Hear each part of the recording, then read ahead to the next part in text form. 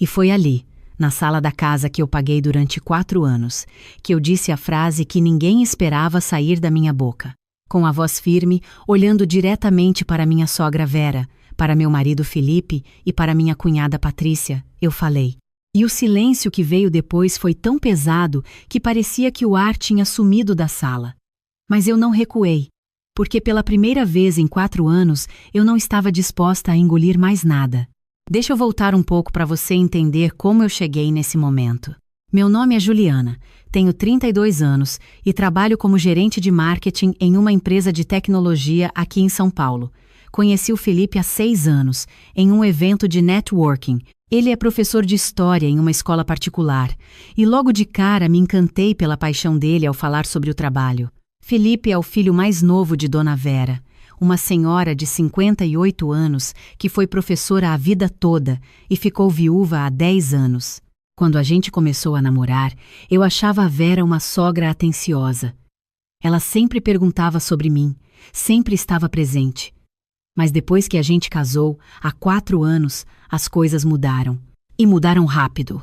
O primeiro sinal foi quando a Vera sugeriu que a gente morasse na casa dela temporariamente, porque ela se sentia sozinha e porque, segundo ela, a gente poderia economizar para comprar nossa própria casa. Felipe achou uma ótima ideia.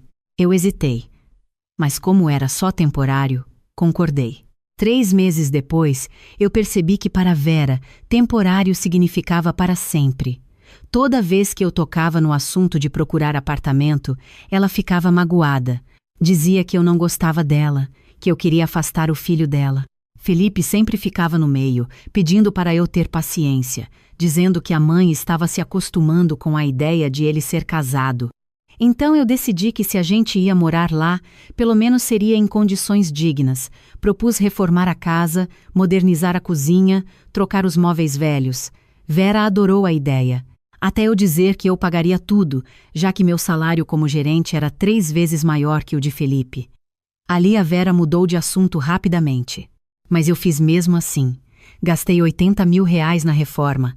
Cozinha nova, banheiros novos, pintura, móveis, tudo. A casa ficou linda. E sabe o que a Vera disse quando terminou? Que agora ela tinha uma casa digna de receber a família dela. A família dela. Não nossa família. A família dela. E começou a ficar claro quem era essa família, porque a Patrícia, irmã do Felipe, estava sempre lá. Patrícia tem 35 anos, é casada com o Bruno e tem 2 filhos, o Miguel de 8 anos e a Sofia de 5. E eu percebi que tudo que era meu eventualmente virava da Patrícia. Comprei uma geladeira nova. A Vera deu a velha para a Patrícia. Troquei a máquina de lavar, foi para a casa da Patrícia. Comprei um jogo de panelas caras.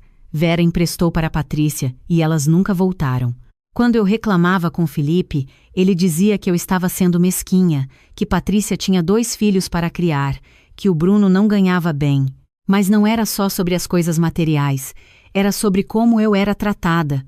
Nos almoços de domingo que eram obrigatórios na casa da Vera, eu sempre era deixada de lado das conversas. Eles falavam de memórias de família, de pessoas que eu não conhecia, de lugares onde eu nunca estive. E quando eu tentava participar, a Vera me olhava como se eu estivesse interrompendo. Um dia, na frente de todo mundo, a Vera comparou eu e a Patrícia. Ela disse, e eu nunca vou esquecer essas palavras. A Patrícia me deu 2 netos lindos. Já se passaram 4 anos, Juliana, e você quando vai me dar um neto? Como se eu fosse uma máquina de fazer bebês. Como se meu valor como nora dependesse disso. Felipe ficou sem graça, mas não falou nada. E ali eu percebi que ele nunca ia me defender, porque para ele, manter a paz com a mãe era mais importante do que me respeitar. Mas eu continuei. Continuei pagando as contas da casa, porque o salário de professor do Felipe mal cobria as despesas pessoais dele. Eu pagava água, luz, internet, mercado. Eu calculei uma vez. Durante 4 anos, eu investi R$180 mil naquela casa. 80 mil na reforma e 100 mil em contas e despesas. 180 mil reais. E eu não era considerada família. Mas o estopim veio há 3 semanas, em um domingo normal. A gente estava todos reunidos para o almoço quando a Vera fez um anúncio animado. Ela ia fazer 60 anos em 2 semanas e queria comemorar em grande estilo. Tinha alugado uma fazenda em Itatiba, um lugar lindo no interior de São Paulo, para passar o fim de semana com a família. Felipe ficou empolgadíssimo. Começou a falar sobre ajudar a organizar, sobre levar violão para tocar à noite, sobre como seria especial. A Patrícia já estava planejando as roupas das crianças para as fotos. O Bruno, como sempre, só acenava com a cabeça. E eu fiquei ali, pensando nos detalhes. Quantas pessoas iriam? Quanto custaria o aluguel da fazenda? Quem pagaria? Porque no fim, eu sempre acabava pagando. Mas eu não disse nada naquele dia. Só sorri e disse que soava ótimo. 2 dias depois, enquanto Felipe estava no chuveiro, o celular dele apitou várias vezes na cômoda. Normalmente eu não mexeria, mas estava tão insistente que eu olhei e vi uma notificação de grupo do WhatsApp. Aniversário Vó Vera, Itatiba. Meu coração apertou. Eu abri o celular dele, sei que não deveria, mas algo me dizia que eu precisava ver. E lá estava o grupo. Tinha a Vera, a Patrícia, o Bruno e até os nomes das crianças, Miguel e Sofia, que obviamente eram operados pela mãe. Tinha o Felipe e não tinha eu. Percorri as mensagens. Eles estavam organizando tudo. Horário de saída, o que levar, divisão de quartos. A Vera tinha até mandado o link da fazenda, dizendo: "Nossa família reunida no meu dia especial. Nossa família." Sem mim. Esperei o Felipe sair do banho. Fui calma. Perguntei sobre a festa da Vera, se ele estava empolgado. Ele disse que sim, que seria especial. Então eu perguntei: "A que horas a gente sai no sábado?" Felipe ficou desconcertado. Começou a gaguejar. Disse que tinha algo que ele precisava me falar. Que a Vera tinha comentado que esse fim de semana eu tinha aquela reunião super importante no sábado de manhã, então seria melhor eu ficar. Que era muita correria e que eu ficaria cansada. Eu olhei para ele e perguntei: "Que reunião, Felipe?" "É sábado. A empresa não funciona no sábado." Ele empalideceu. Tentou inventar alguma desculpa, mas eu interrompi. Peguei o celular dele da mão dele, abri o grupo e mostrei. "É este o motivo? Eu não estou no grupo da família porque eu não sou família?" Felipe tentou me acalmar. Disse que era só porque a mãe queria uma coisa íntima, só sangue mesmo, que eu entenderia. Que não era nada contra mim. Eu perguntei se ele achava isso certo. Ele desviou o olhar e disse que ia conversar com a mãe. Mas eu sabia que ele não ia, porque em 4 anos ele nunca tinha conversado com ela sobre nada que me incomodasse. Naquela noite, eu não consegui dormir. Fiquei olhando para o teto, pensando em tudo que eu tinha feito por aquela família. E não era só o dinheiro. Era o tempo, o esforço, a tentativa constante de ser aceita. Eu tinha aberto mão de passar feriados com minha própria família para estar nos almoços da Vera. Tinha engolido comentários maldosos. Tinha fingido não ver quando era deixada de lado. E para quê? Para no final ser excluída da festa de aniversário da minha sogra porque eu não era sangue? No dia seguinte, enquanto Felipe estava no trabalho, eu fiz algo que nunca tinha feito antes. Fui ao banco e pedi um extrato detalhado de todos os pagamentos que eu tinha feito nos últimos 4 anos. Queria ver preto no branco quanto eu tinha investido naquela casa, naquela família. O gerente imprimiu tudo para mim. E quando eu vi os números, minha mão tremeu. 180 mil reais. Mas tinha mais. Ao revisar os comprovantes, vi 3 transferências que eu não me lembrava de ter feito. 20 mil reais cada uma. 60 mil reais no total. Para a conta da Patrícia. 60 mil reais. Eu voltei para casa em choque. Esperei Felipe chegar. Coloquei os extratos na mesa da cozinha e pedi para ele se sentar. Perguntei sobre as transferências. Queria acreditar que tinha alguma explicação. Felipe ficou vermelho, começou a balbuciar. Então admitiu. Há 2 anos, Patrícia quis abrir um salão de manicure. Ela precisava de capital inicial. Pediu emprestado.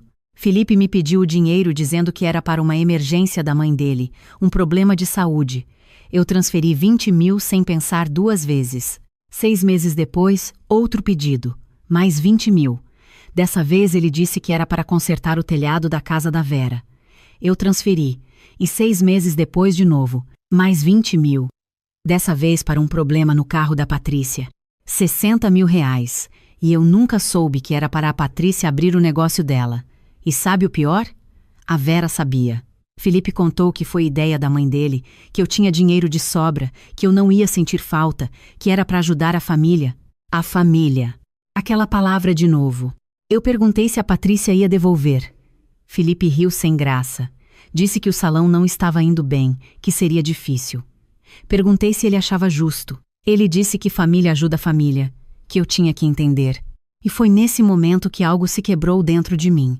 Eu olhei para aquele homem que eu achava que amava e percebi que ele nunca me viu como parceira. Eu era a vaca leiteira, a que pagava as contas, a que resolvia os problemas. Mas na hora de ser considerada família, na hora de ser respeitada, eu não era nada. Perguntei se a Vera sabia que eu não estava no grupo da festa. Ele ficou quieto. Perguntei de novo, mais alto. Ele sussurrou que sim, que tinha sido ideia dela desde o começo.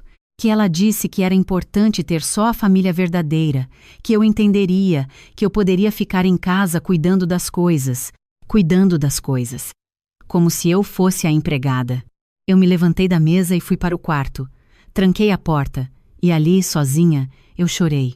Chorei por ter sido tão idiota, por ter acreditado que amor e dedicação seriam suficientes, por ter ignorado todos os sinais durante 4 anos. Mas depois de chorar, eu sequei as lágrimas e fiz uma decisão. Liguei para uma advogada especializada em direito de família que uma colega tinha me recomendado uma vez.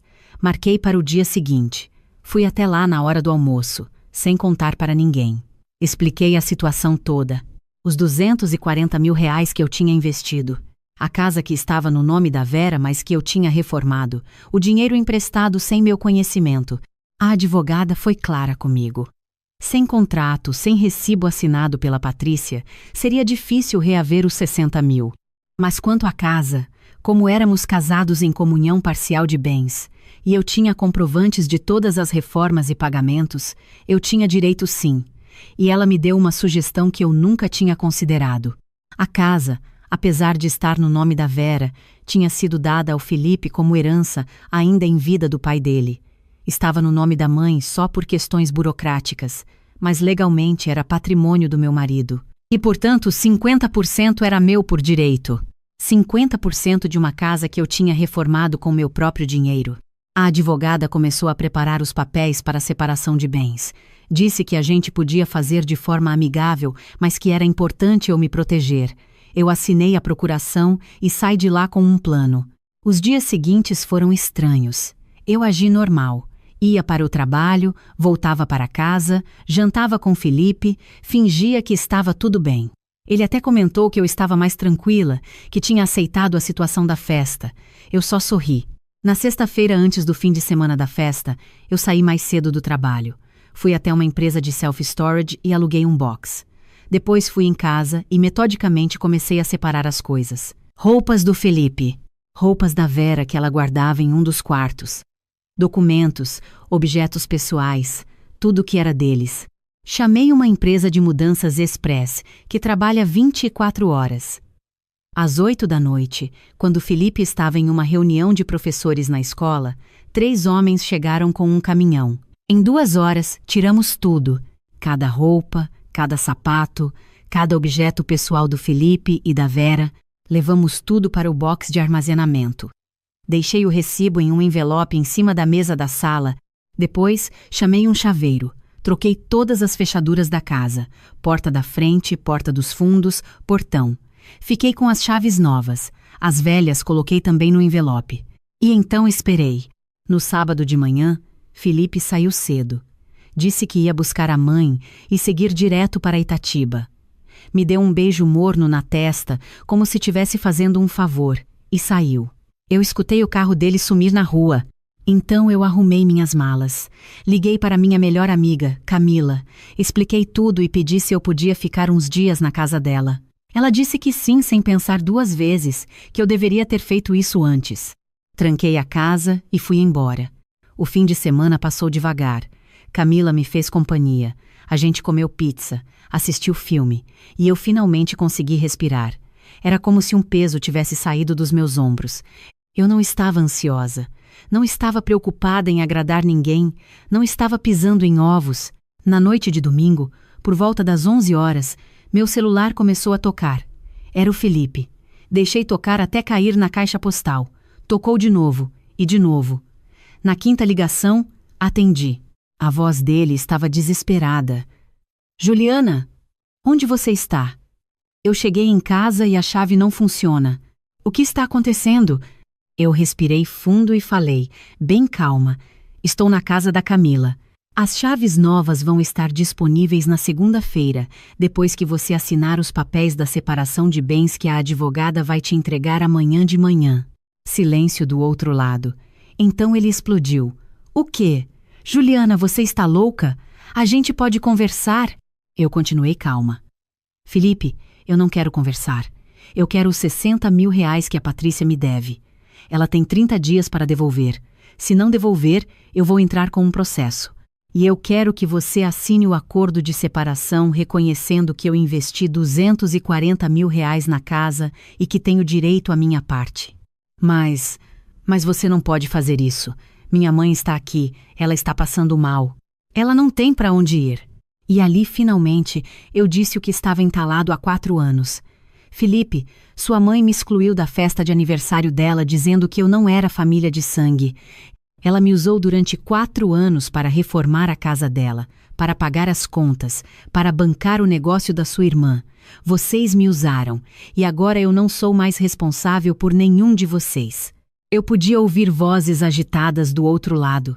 A Vera gritando ao fundo, perguntando o que estava acontecendo. A Patrícia dizendo que eu estava sendo louca. E o Felipe, sem saber o que fazer. Ele tentou argumentar, mas você não pode nos deixar na rua. Felipe, vocês têm família. Família de sangue, lembra? A Patrícia tem uma casa. Sua mãe pode ficar com ela até resolver a situação. Afinal, ela é família de verdade, não é? E antes dele responder, eu desliguei. Bloqueei o número dele, bloqueei o número da Vera, bloqueei o número da Patrícia, bloqueei todos os números daquela família no meu celular. E pela primeira vez em 4 anos, eu dormi tranquila. Na segunda-feira, a advogada foi até a casa com os papéis. Felipe assinou tudo. Não tinha escolha. A advogada foi clara com ele. Ou ele assinava reconhecendo minha participação financeira e concordando com a divisão justa, ou eu entrava com um processo muito mais complicado e caro para ele. Quanto aos 60 mil reais, a Patrícia tentou argumentar que não tinha como pagar. A advogada mostrou que o salão estava no nome dela, que ela tinha bens, e que se ela não pagasse em 30 dias, a gente tomaria ação legal. Patrícia chorou, disse que eu estava destruindo a família. Eu não estava mais lá para ouvir. 15 dias depois, os 60 mil estavam na minha conta. Patrícia vendeu o carro para pagar. E sabe de uma coisa? Eu não senti nenhum pingo de culpa. Felipe tentou me procurar 2 vezes depois disso. Uma vez no meu trabalho, outra vez na casa da Camila. Nas 2 vezes, eu mandei ele embora. Não tinha mais nada para falar. Ele me mandou mensagem por e-mail, já que estava bloqueado, dizendo que a mãe dele estava deprimida, que a Patrícia estava com raiva dele, que tudo era um caos. Eu respondi apenas uma linha. Você teve 4 anos para me tratar como família. Agora enfrente as consequências. Hoje, 3 meses depois, eu estou morando em um apartamento alugado lindo na Vila Madalena. Pequeno, mas é meu. Cada móvel eu escolhi. Cada decisão é minha. E não tem ninguém me fazendo sentir invisível. O processo de divórcio está andando. A casa vai ser vendida e eu vou receber minha parte justa, calculada com base em tudo que investi. Vai dar para comprar um apartamento próprio, sem dever nada para ninguém. E sabe o que eu aprendi com tudo isso? Aprendi que família não é sobre sangue. Família é sobre respeito. É sobre valorizar quem está ao seu lado. É sobre reconhecer os esforços, os sacrifícios, as contribuições de cada um. Durante 4 anos, eu acreditei que se eu fosse boa o suficiente, prestativa o suficiente, generosa o suficiente, eles me aceitariam. Que o amor do Felipe seria suficiente para me proteger. Mas eu estava errada. O Felipe nunca me amou o suficiente para me defender. A Vera nunca me viu como nada além de uma fonte de dinheiro. E a Patrícia nunca teve a menor consideração por mim. Eu não era parte da família deles, eu era a funcionária que pagava as contas. E quando eu finalmente entendi isso, quando eu finalmente tive coragem de me colocar em primeiro lugar, tudo mudou. porque eu percebi que o problema nunca foi comigo. Eu nunca fui não boa o suficiente. Eles é que nunca foram bons o suficiente para mim. Hoje, quando eu fecho a porta do meu apartamento à noite, eu respiro aliviada.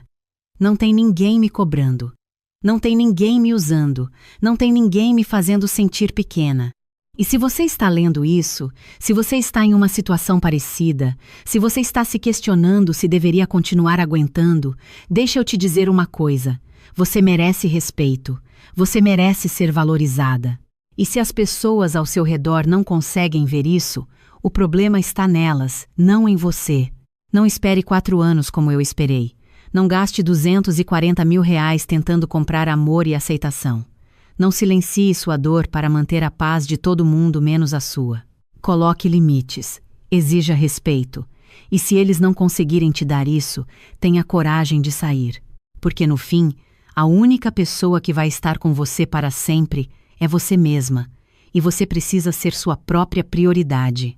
Aquela frase que eu disse na sala, no meio da confusão quando eles voltaram da fazenda e não conseguiram entrar em casa, eu disse olhando bem nos olhos da Vera. A senhora disse que eu não era família de sangue.